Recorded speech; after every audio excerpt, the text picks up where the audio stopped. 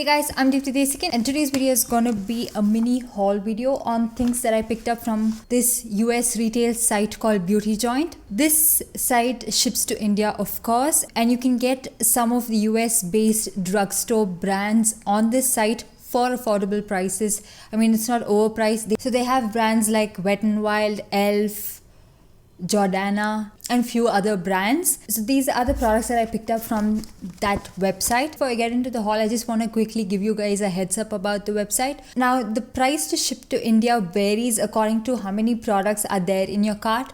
Like, if I've noticed that if you add more products, then the shipping price kind of increases to somewhere between $11 to $14. That is close to somewhere around 900 rupees. But the first time that I ordered from this site, the shipping price was only around $9. I don't know what made them increase the price, because if you're going to make it $14, that's around 1,000 rupees to ship it to India. I pretty much ordered these products when the shipping price was around $9, and then again during the Black Friday sale when there was kind of some discount, so it kind of compensated for the high shipping rates. And the shipping time to India is around 20 to 30 days. Once I got my product in around 45 days, and another time I ordered, I got it in about 20 days. And then the other time I ordered, I got it in about 30 days. So it just varies. But I've never faced any problem with my product getting lost or never arriving. That has never happened to me. And I never had to pay any customs duty. My order has always stayed less than $50. And these are really small products. So it comes in a really small poly mailer, but even then customs is pretty much a hit or miss. Like, if the officer decides to charge you customs duty, you will be charged no matter what your order amount is or no matter what the weight of the package is. But usually when the order amount is really less and when the package is really small, they kind of push it quickly, because then again it'll be lying in the customs warehouse and they don't want their space to get occupied. More often than not, they will just push the product. And for cosmetics, usually it's somewhere between 30%. It's going to be on the higher side because these are not essential goods. So with all that being said and that long ass intro, let's get into the haul. So the first product I'm going to be talking about is this Wet n Wild Reflect Shimmer palette in the shade Boozy Brunch. This is what it looks like. It has flecks of gold and pink veining through it. But I've noticed that the pink hardly even reflects on your skin. It's pretty much like somewhat of a goldeny, champagne-y highlight. Now, like I mentioned in my YouTube Made Me Buy It video, I bought this because a lot of people were duping this to Champagne Pop, and I wanted to see how it compares. In case I was going to pick up Champagne Pop sometime, I wanted to see how it compares, and I noticed that from the swatches it had like a champagne-y undertone to it. And that's the kind of highlight that I like. It does split on the skin a little bit and it is a little glittery. It's not going to make you look 100% natural, but it's not a very intense, like, in your face highlight. So that's the reason I like this, and this is what I've used to highlight my cheekbones today and my inner corner and underneath my brow bone. I do really like this and I recommend you check this out. So the next product I'm going to be talking about is also from Wet n Wild. This is their Mega Glow Contour Palette. This is in the shade Dulce de Leche. I don't know how to pronounce this because it doesn't seem like English. Anyhow, it has like a setting powder kind of product on this side, and it has like a contouring shade on this side. Now, when I first looked at it, I thought it was way too light for my skin tone, and I thought it would hardly even show up on my skin, but I think it did a pretty good job of showing up on my skin. Again, this was very affordable. This was around $6. The only problem that I face with this is it is way too powdery. It has a lot of kick up. So when you put your brush in and kind of use it on your face, you can see cloud of dust around your face when you're using this product. And if you have any peach fuzz, it will kind of settle onto it.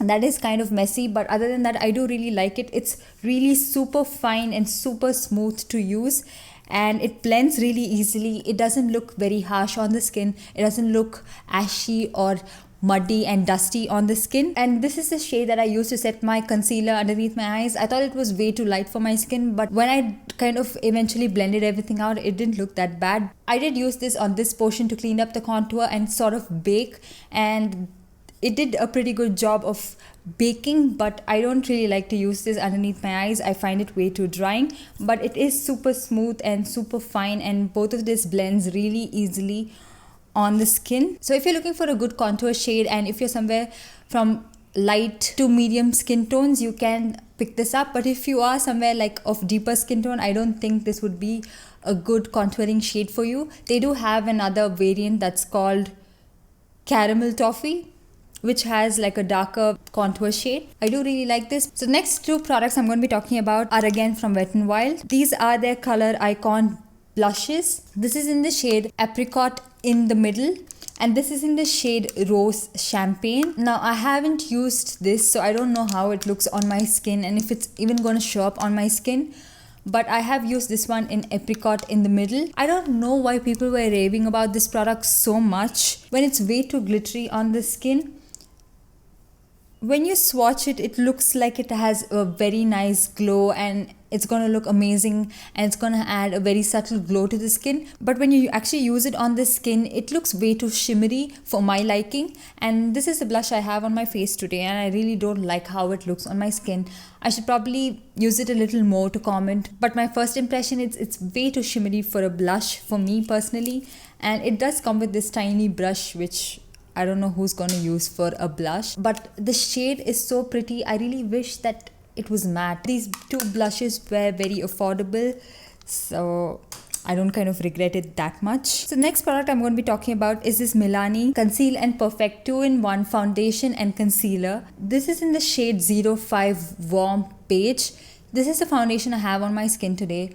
I do think that it is a little too light for my skin, but I read reviews that this oxidizes, so I didn't want it to look ashy and grey or orange on my skin, and that's the reason I picked up 05 Warm Beige. So now the claims on this foundation is that it's supposed to be medium to full coverage, lightweight, oil-free formula, long-wearing, water-resistant and sweat-proof. And I feel like most of the claims are true. It is medium to full coverage if you build it on, and it doesn't look too heavy on the skin, and it doesn't make your skin look too matte. It has a very nice finish to it. It adds like a very nice glow if you moisturize your skin well, and it does feel lightweight. I don't feel like I have like a full coverage foundation on my skin. It is long wearing, but I don't know if it's water resistant. Let me know if you guys would be interested in like testing waterproof makeup. I could probably apply this and test it with water to see if it's really waterproof, if you guys are interested in it. And the way I applied this is with e.l.f. I don't know what this is called, Ultimate Blending Brush or something like that. I applied it with this e.l.f. brush, which I also picked up from beautyjoint few months ago. And I like the way it looks, and I like the way it blends, I like the way it applies, and it's such an easy foundation. It doesn't take so much of your time in blending and all that. And I used about 4 to 5 pumps of this for my face and neck, and I really like the finish. But I didn't use this as a concealer, and this was priced at around $10, and I think it's an amazing foundation for $10. If you guys can get your hands on this, please do pick it up. It's an amazing foundation, and you can get this on Beauty Bay as well. So the next product I'm going to be talking about is this e.l.f. Baked Highlighter in the shade Moonlight Pearls. The reason I didn't even tamper with this packaging is because I wanted to show you guys how amazing the packaging is.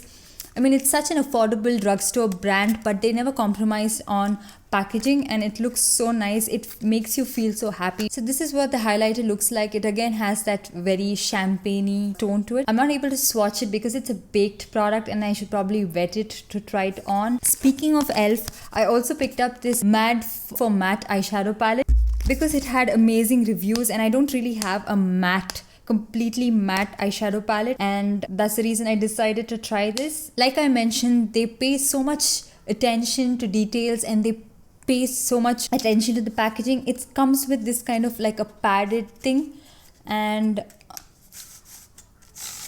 this is how the palette comes, and this is what the palette looks like. It has all matte shades, neutral shades, and shades with grey undertones to it. I can't wait to try this out and let you guys know how I feel about this. So the next product again from e.l.f. is this Prism eyeshadow. This is in the shade Naked, and this is what the palette looks like. It's just a normal eyeshadow palette with warm shades. So again, these two palettes were priced at around $10. So the last product I picked up from beautyjoint is this Maybelline Instant Age Rewind Eraser Dark Circles.